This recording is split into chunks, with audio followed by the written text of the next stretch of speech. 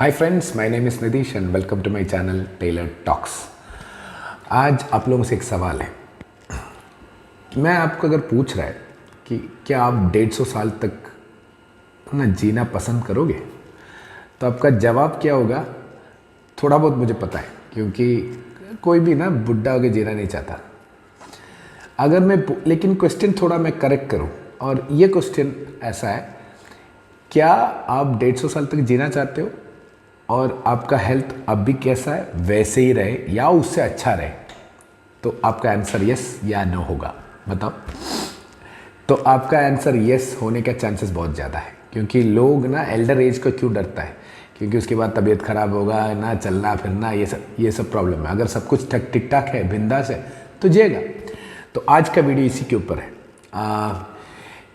David Sinclair नाम का एक शख्स जो हार्वर्ड मेडिकल स्कूल में जेनेटिक्स का प्रोफेसर है, और वो एक साइंटिस्ट भी है, और लास्ट 29 इयर्स का रिसर्च एंड डेवलपमेंट के बाद वो एक बुक लिखा है। बुक का नाम है life span, why we age and why we don't have to. मतलब लाइफ स्पैन, हम बुढ़े क्यों होते हैं और ऐसा होना कोई ज़रूरी नहीं है। ये बुक का नाम है, सर्च कर लीजिएगा, फ्लिपकार्ट अमेजोन वगैरह में मिलता है। एंड फोर्ब्स मैगज़ीन ने डेविड सिंक्लेयर को दुनिया का जो पूरा अर्थ का है ना टॉप 50 मोस्ट इन्फ्लुएंशियल पीपल्स में उनका नाम आया है। सोच लो कि इतना, मतलब ऐसा थोड़ा ना आता नाम। और उनका वो बुक में वो हम बुढ़े क्यों होते हैं या लोग एजिंग फैक्टर क्यों होता है, और उसके बाद हम क्या क्या चीज़ें, वो एक दवाई बनाने के चक्कर में है, एंड थोड़ा बहुत तो वो काम भी किया है उसके ऊपर और चल भी रहा है काम। वो बोल रहा है एक मेडिसिन ले लेना, एंड इंजेक्शन लेके एक मेडिसिन खाओ, 2 हफ्ता खाओ, हो सकता है 5-10 साल उसमें कम हो जाए, और फिर 8-10 साल बाद जाके एक दो वीक के लिए मेडिसिन ले लो, सो दैट और 8-10 साल आप ना यंग हो जाओगे। ऐसा उनका प्लान है। लेकिन वो आके अभी तो चूहे में ना, माइस में उनका डेमोस होके सब कुछ क्लियर हो गया है। अभी आगे जाके ह्यूमन ट्रायल्स शुरू होने वाला है। हाँ, ये सब होके आने में 10-15 साल लग सकता है अभी, मतलब समझ रहा ना। अभी क्वेश्चन ये है, वो उनका कहना ये है कि जो हेल्थ केयर इंडस्ट्री में जो पैसा खर्च होता है वो हेवी अमाउंट्स का, उसमें 99% पैसा जो है ऑलरेडी बीमारी को ट्रीट करने में ना खर्च करते हैं। और इनका कहना है यह है कि सारे बीमारी एजिंग का बाई प्रोडक्ट है। मतलब बुढ़ा होने की वजह से, या दिखता नहीं होगा, अंदर से एजिड हो रहा होगा, उसके चक्कर में बीमारी होता है। तो बोल रहे कि 1% फंड ही उसी के ऊपर थोड़ा खर्च होते हैं, या उसके ऊपर रिसर्च के ऊपर। और अगर हम बीमारी, एजिंग का फैक्टर क्यों है, तो उसके ऊपर अगर जानकारी ले लिए तो हमें बाकी सारी बीमारी होने से तो बच सकता ना। तो ये उनका कहना है। और ये भी कहता है कि बीमारी का डेफिनेशन वो बताता है कि बीमारी क्या है। एक डिसीज़ तभी डिसीज़ होता है जब 50% से कम लोगों को अफेक्ट करता है। अगर 50% से ऊपर लोगों को अफेक्ट कर रहा है तो वो डिसीज़ नहीं रहा, वो एक नॉर्मल कंडीशन हो जाता है। तो जो एजिंग होना तो सबका है, तो वो डिसीज़ या बीमारी में ये काउंट नहीं होता था। लेकिन कुछ साल पहले WHO ने, वर्ल्ड हेल्थ ऑर्गेनाइजेशन ने, इसको बीमारी के लिस्ट में डाला है, क्योंकि वो समझ में आ गया कि एजिंग के फैक्टर की वजह से बाकी सब कुछ हो रहा है। तो इसी फील्ड में जो पायनियर साइंटिस्ट है, जो डेविड सिंक्लेयर, उनका कहना यह है कि एजिंग अभी कैसे होता है वो घुमा फिरा के बताने के लिए सबसे ईजी तरीका बताता हूँ मैं। बुक से क्या पता चला मुझे, और वो क्या बताना चाहता है कि एक तो है हमारा डीएनए ना। डीएनए होता है जो सब सारे सेल्स में, हमारा डीएनए एक ही है, लेकिन अलग अलग सेल अलग अलग काम करता है। तो डीएनए का जो स्ट्रैंडिंग बोलते हैं वो अलग अलग तरीके से अलग अलग सेल्स में। तो वो क्या बोलता है कि पहले का जो स्टडीज़ है उसके हिसाब से जो एजिंग होता है डीएनए डैमेज की वजह से होता था, या डीएनए का इंफॉर्मेशन मिट जाने की वजह से हो रहा है करके ऐसा सोचता था। लेकिन व्हाट सिंक्लेयर क्या बोल रहा है कि वो अगर ऐसा जल्दी ख़त्म होने वाला डाटा रहता, ये डीएनए, तो 1000 साल पहले पुराने मम्मीज़ में, जो इजिप्ट के पिरामिड के अंदर के मम्मीज़ से वो डीएनए इंटैक्ट कैसे मिलता है? मतलब डीएनए सेफ है, लेकिन कुछ तो गड़बड़ हो रहा है।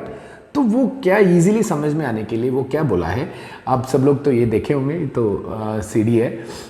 कुछ लोग न्यू जनरेशन है तो आप लोग बहुत कम यूज़ किए होंगे, लेकिन एक टाइम था कि इससे पहले भी एक टाइम था वीडियो कैसेट ऑडियो कैसेट चलता था, उसके बाद वीडियो कैसेट ऑडियो कैसेट जल्दी ख़राब हो जाता था, तो उससे और थोड़ा लंबा चलने वाला था ये सीडी, जो आप एक कवर में डाल के संभाल के लेके जाओ, तो नया नया खरीदते तो एकदम शाइनिंग रहता है। अगर यूज़ कर करके बाद में स्क्रैचेस आता है। और ये हमें इसका जो गाना सुनना है या मूवी देखना है तो हमें एक सीडी प्लेयर में डालना है। और अगर हम देखा जाए कि ये डीएनए वो मतलब नष्ट नहीं होता करके बोल रहा ना सिंक्लेयर जी, तो सिंक्लेयर जी ये बोल रहा है कि नष्ट नहीं होता डीएनए, मतलब वो बोलते हैं डीएनए का जो इन्फॉर्मेशन है वो डिजिटल है। जैसे हम फोटो खींच लिया और गूगल फोटोज़ में अपलोड कर लिया और हमारा फ़ोन भी चला गया तो भी वो हम रिट्रीव कर सकते हैं, वैसा। तो वो क्या बोल रहे हैं कि ये सीडी में जो इन्फॉर्मेशन है वो उसको डीएनए मान लीजिएगा, लेकिन ये रीड होने के लिए हमें एक प्लेयर की ज़रूरत है जिसमें लेसर ऐसा ना घूमता है और लेसर की वजह से हमें इन्फॉर्मेशन मिलता है। अगर ये ख़राब हुआ मतलब स्क्रैचेस आ गया तो ये चलता नहीं था, तो अगर किसी दुकान में जाके किसी को बोलता है ये सीडी चल नहीं रहा कुछ करो भाई साहब, तो वो क्या करता है वो थोड़ा एकदम पॉलिश कुछ स्प्रे करके क्लीन करता है, फिर थोड़ा पॉलिश डाल के शाइन करने की कोशिश कर रहा है। जैसे इसको पॉलिश कर लोगे तो फिर वापस ये रीड होता था। वैसे ही डेविड सिंक्लेयर ये बोल रहा है कि जो एजिंग जो होता है वो एक रीडर रीड नहीं हो पा रहा, मतलब स्क्रैचेस की जैसा है, तो उसको हम क्लीन करके नॉर्मल की तरह पुराना मतलब जवान बन सकता है। तो ये कैसे करना है, तो उसके ऊपर वो स्मार्ट बंदा है मेनली मैंने मैं उसके बारे में सर्च भी किया तो मुझे ये लगा कि वो बहुत स्मार्ट है। वो 29 ईयर्स इसके ऊपर रिसर्च किया है, लेकिन उसका जो ब्रेक थ्रू कहाँ मिला है, एक तो इंटरनेट जो शुरू हुआ था तो TCP/IP प्रोटोकॉल की वजह से ना, जैसे एक सेंडर है एक रिसीवर है, इसके बीच में कहीं अगर कुछ लॉस हुआ तो एक बैकअप डाटा रहता है जिससे वो रिट्रीव करके हमें उसका फाइनल आउटपुट मिलता था। तो इंटरनेट इसी के बलबूते पे बना है। तो वो टीचिंग अगर वो इंटरनेट में ऐसा है तो ह्यूमन सेल्स में भी ऐसा क्यों नहीं होगा, है ना? क्योंकि क्लोनिंग करके जो हम सुना होगा, डॉली करके कौन सा नाम था, एक गोट था, शीप उसको बनाया था मतलब स्टेम सेल से। तो मतलब क्लोनिंग मतलब डीएनए है इंटैक्ट है तब जाके तो नया बना पा रहा है। तो ये बोल रहे हैं कि जो लॉस ऑफ इंफॉर्मेशन कहाँ होता है, लॉस ऑफ इंफॉर्मेशन की वजह से एजिंग होता है, और वो एपिजीनोम दो इसको जीन जो नॉर्मल है उसका कंट्रोल करने वाला फैक्टर, नहीं तो सीडी में जो रीडर जो होता है वो एपिजीनोम माना जाता है, उसमें गड़बड़ हो रहा है, उसमें गड़बड़ की वजह से ये प्रॉब्लम हो रहा है। तो वो एक्सपेरिमेंटेशन किया एक जुड़वा माइस के ऊपर, जो चूहा है जुड़वा चूहे के ऊपर, एक के ऊपर वो जानबूझ के ये डीएनए को ब्रेक करके उसको जानबूझ के उसमें एजिंग पैदा किया। और इन दोनों का फोटोग्राफ्स आपको इधर मिलेगा। तो एक नॉर्मल सीडी और एक स्क्रैच सीडी में जो कंपेयर करने के लिए, तो दोनों माइस एक ही साथ पैदा हुआ है, लेकिन एक का पूरा प्रॉब्लम है, हार्ट प्रॉब्लम है, ब्रेन प्रॉब्लम है, जॉइंट्स का इश्यूज है, बहुत कुछ प्रॉब्लम्स है।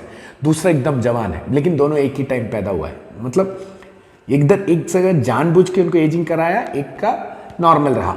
तो वो बोल रहा अगर मैं कुछ जानबूझ के ये सब करा रहा हूँ तो why not we can recover it, है ना? तो उसी स्टडी के ऊपर वो क्या किया है, तो ये जो बुड्ढे माउस या चूहे के ऊपर वो रिसर्च करके जो अंधा हो गया तो उसका आंख वापस आ गया, जिसका ना विजन वापस आया, जिसका प्रॉब्लम से वो रिकवर हुआ, और जिसका स्टैमिना ज़्यादा हो गया। जो बुड्ढा जो चूहा है वो जवान चूहे से ज़्यादा भागता है।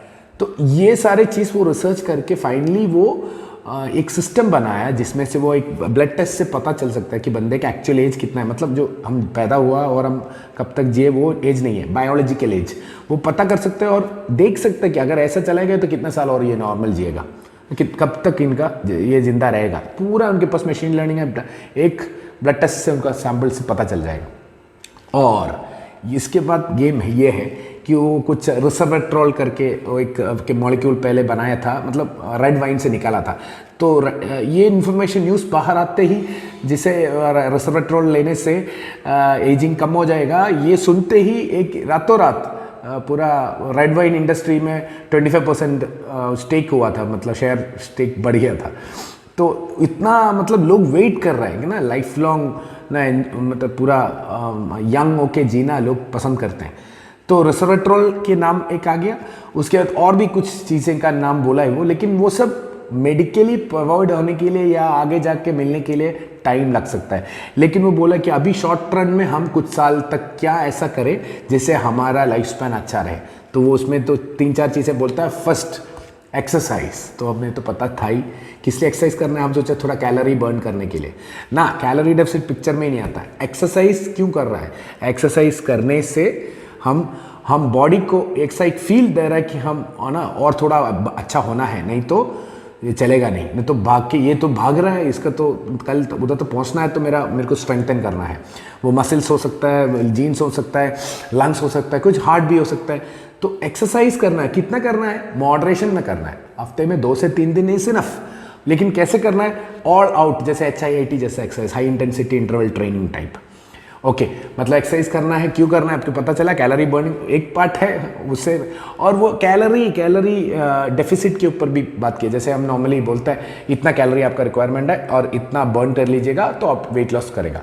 दैट इज एक नॉर्मल पैटर्न जो लोग फॉलो कर रहा है। तो ये लोग बोलते हैं कि हाँ, उससे भी जिंक्लेर ये बोल रहा है कि उससे भी चूहे के ऊपर जो एक्सपेरिमेंट किया है उसमें उसका लाइफ एक्सटेंड होता है, लेकिन वो चूहा खुश नहीं रहता ना, वो दुखी रह के वो उतना जीता है। लेकिन सेम कंडीशन दूसरे चूहे के ऊपर same type, same age type में दूसरे में किया कि उसको बीच में थोड़ा भूखा रखा, फिर अच्छी तरह खाना खिलाया, थोड़ा भूखा रखा, अच्छी तरह खाना खिलाया। ये भी वही चूहे के उतना ही जिया जितना जो चूहा कैलोरी डेफिसिट पे पूरा जिंदगी चलाया। तो ना एंजॉयमेंट के साथ सेम लाइफ टाइम एंजॉय किया। तो ये स्टडीज वो लेके आता है। तो वो मतलब फर्स्ट एक्सरसाइज तो बोल दिया, सेकेंड वो बोला eat less often. Eat less often मतलब जैसे मैं पहले खाता था, सुबह खाएगा, 10:30 खाएगा, 1 बजे खाएगा, चाय के साथ स्नैक्स बोल के वो खाएगा, और 7:30 कुछ खाया तो खाया, बाहर आए तो रात को भी कुछ खा के आ जाता है, सो दैट रात को भूख ना लगे। मेरे जैसा भी खा सकते हैं, लेकिन बोले ईट लेस ऑफन मतलब जैसे मैं अभी खा रहा हूँ, खाने के बीच जो खाने में आपका बेसिक न्यूट्रिएंट्स सब होना चाहिए, विटामिन्स मिनरल्स होना चाहिए, एंटीऑक्सीडेंट्स, फाइटोन्यूट्रिएंट्स जो मिल सकता है सब कुछ होना चाहिए। लेकिन बीच में खाते मत रहिएगा। एक खाना खाया, थोड़ा गैप दे के अगला खाना खा लीजिएगा। एंड वो बोलता है 2 meals a day is best with good nutrition. अच्छी तरह ले, पानी वगैरह पीना है, सोना है 6 to 8 hours, वेरी गुड।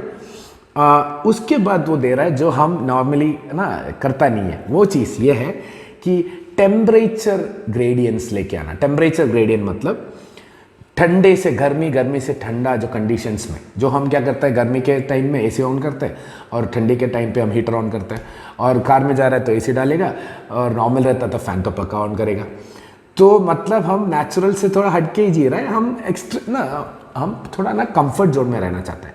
वो बोल रहे हैं कि आप कंफर्ट जोन में रहो, लेकिन थोड़ा बीच में हफ्ते में 1 बार या 2 बार अब बॉडी को थोड़ा ना एक्सट्रीमिटीज़ पे लेके आओ। जैसे कि फॉर एग्जांपल एक टाइम था हॉलीवुड का, जो हीरोइंस पुराने ज़माने का, वो ब्यूटी सीक्रेट मानते थे, वो अपना चेहरा पहले सुबह उठते ही चेहरा हल्के ना गुनगुना मतलब हल्के गर्म पानी में धोते थे थोड़ी देर, ताकि स्किन थोड़ा सा हीट हो जाए। उसके बाद वो बाउल में आइस डाल के उस बाउल में चेहरे को डुबाता था और 15 सेकंड रुकता था और वापस आता था, तो तुरंत एकदम भयंकर एक्स्ट्रा फील होगा। लेकिन ये सारे चीज़ तो एक्सट्रीमिटीज़ जो लोग चेहरे के लिए करता था, वो पूरा बॉडी के लिए हम चाहिए तो कर सकते हैं, और डेविड सिंक्लेयर करता ही है। आप डेविड सिंक्लेयर का 8-10 साल पहले का जो वीडियोस में जिसका स्क्रीनशॉट और आजकल वो कैसा दिखता है वो स्क्रीनशॉट आपको पता चलेगा। वो खुद भी बोला कि वो चीज़ें कर रहा है, तो आपको उनके चेहरे में और उनके बॉडी में पता चल जाएगा। So that is very important. तो आप वो देख लीजिएगा, अगर अपने ऊपर वो काम करता है मतलब उसके ऊपर उसको बरस है, तब जाके वो खुद कर रहा है। एनीवे इतने साल तो जिया भी, मतलब सही चल रहा है सब कुछ। ओके, अभी इसमें पॉइंट्स क्या क्या बोला मैं, एक एक्सरसाइज करो 2 to 3 times 15 to 20 minutes at least, all out होने तक, preferably HIIT। Second, eat less often. ये जो भी फास्टिंग रिलीजियस के हिसाब से है वो कर लो, अपने खुद का फास्टिंग करना है तो कर लो, इंटरमिटेंट फास्टिंग करना है तो वैसा करो, यही तो वीकली 1 or 2 days फास्टिंग करना है तो वैसा करो, सब to you. Third, temperature extremes, मतलब थोड़ा ठंडी में जाओ, थोड़ा ठंडा पानी में नहाओ, थोड़ा ना कंफर्ट जोन से थोड़ा बाहर आओ, थोड़ा अगर ये एक्सट्रीम जोन्स में ये भी काउंट होता है, कभी हिली एरिया में घूमने गया, अभी ठंडी एरिया में, लेकिन हाँ हर जगह पूरा सब कुछ प्रोटेक्शन पहन के पूरा गर्म होके जाने से कोई बेनिफिट नहीं है। करना है तो पैसा करो, तो ठंडे पानी में नहाया करो, थोड़ा आइस कोल्ड वाटर में कर रहा है तो बेटर। अगर किसी के घर पे ये बाथटब वगैरह है तो आइस डाल के उसमें थोड़ी देर लेटो। आपके पास आइस बात नहीं लेना, क्रायो ट्रीटमेंट कुछ बोलते हैं उसको, भयंकर डिफरेंस होता है बॉडी में। तो ये सारी चीज़ वो रीसेंट के तौर पे हमें बताए कि हम ये सब करे हुए तो ये सब बेनिफिट है। हाँ, आप में कोई फर्स्ट टाइम मेरा वीडियो देख रहा है तो सब्सक्राइब कर लीजिएगा और लाइक शेयर पक्का कर लीजिएगा, क्योंकि ऐसा कौन है जो है ना हेल्दीली बहुत टाइम जीना नहीं चाहते, तो उनके पास ये इन्फॉर्मेशन शेयर कर लीजिएगा। With this I sign out, thank you.